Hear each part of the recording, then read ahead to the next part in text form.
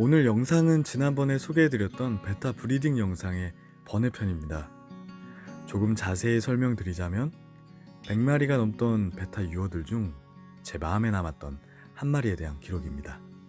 베타뿐만 아니라 모든 치어들은 태어날 때 아직 완벽하지 않은 몸을 가지고 있습니다. 태어난 후에도 몸의 장기들이 자리 잡고 생겨나는 과정이 계속됩니다. 물고기 몸속에는 불해라고 하는 기관이 있죠. 물고기는 불의 공기를 조절해서 물에서 뜨고 가라앉는 정도를 조절합니다. 치어는 생후 2-3주 정도의 시기에 척추를 따라 불해가 자리 잡게 되는데요. 이 과정에 문제가 생길 때 부자연스럽게 톡톡 튀는 듯 헤엄치거나 제대로 떠오르지 못하고 배를 질질 끌고 다니게 되는 것입니다. 그래서 이런 증상을 흔히 벨리 슬라이더라는 이름으로 부르게 됩니다.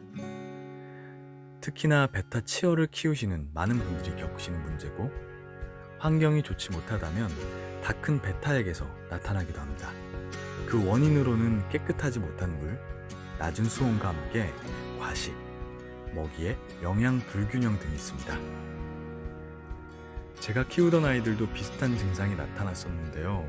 한 가지 먹이만 먹고 있었으니까 영양적으로 불균형이 있었을 거고, 먹이를 자주 대량으로 먹이다 보니까 성장은 빠르지만 늘 과식을 한 상태였었죠. 모든 질병의 가장 우선적인 처치는 원인을 제거하는 겁니다. 수질 개선, 수온 조절,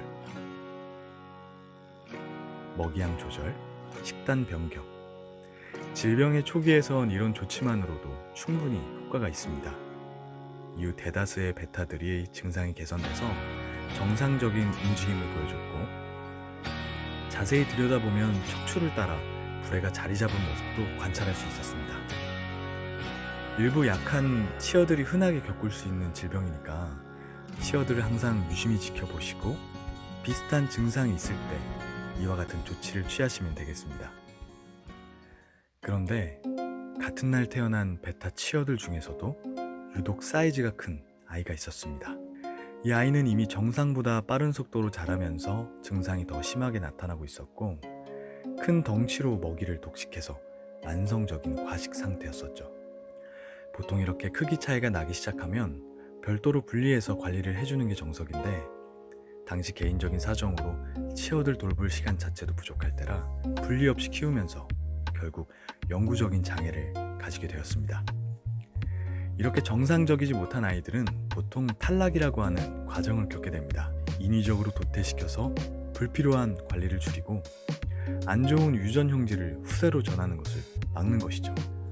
100마리가 넘는 치어들이 유어가 돼서 다른 곳으로 이사를 가게 될 때 저도 같은 고민을 했습니다. 다른 집에 가더라도 밥을 먹는 것도 헤엄을 치는 것도 미숙해서 경쟁에서 늘 밀리게 될 것이 분명하니까요. 하지만 애정으로 키우기 시작한 베타의 자식이니만큼 힘이 닿는 데까지 돌봐줘야겠다고 생각했고, 이번 브리딩했던 모든 베타 2세들 중 유일하게 저희 집에 남게 되었습니다. 지금은 자반 수초항에 들어가게 되면서 합사어들인 엠버 테트라와 함께 지내고 있고요. 수초가 많은 곳이라 사이사이 구경 다니는 것을 좋아하긴 하지만 재빠른 엠버 테트라들에게 먹이를 빼앗기기 일쑤라 꼭 이 아이 입 주변에 먹이를 뿌려줘서 하나라도 더 먹도록 챙겨줘야죠.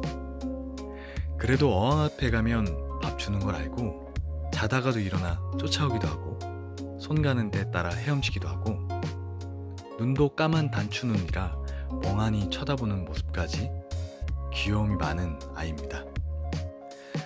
물고기를 키우다 보면 이런 선택의 순간이 많이 찾아오는데요. 병이 걸린 물고기를 치료할 수도 있고 도태시킬 수도 있죠.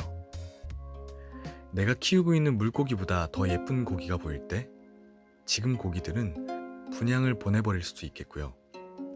때로는 사는 게 힘들고 더 재밌는 것들이 있을 때 물고기들은 등한시 하게 되기도 합니다.